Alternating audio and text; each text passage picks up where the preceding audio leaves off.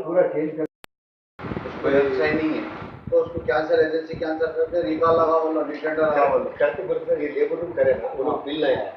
वो लोग लेना पड़ता है वो लोग बोले हम नहीं करते नहीं हार्ट में से जो पीटी रोड है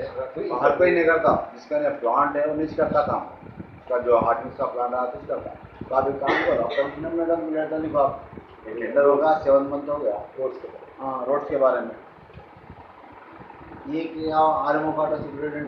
पर्सनली जॉइंट तो बस गया लेडी उन्होंने बोले वो भी हमारे पास कुछ है और अपने से आप वो 6 लाख के लिए बोलते हैं 60 लाख रुपये छोड़ के 5 लाख रुपये दिए थे अपने वही बोले सर पर कॉपी था ना ऑर्डर कॉपी था ना प्रोसेस आती है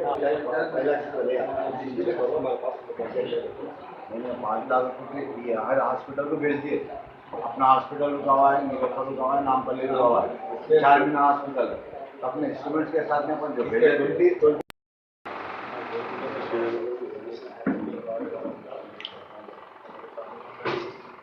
आपका बारे में थोड़ा कंप्लीट बोल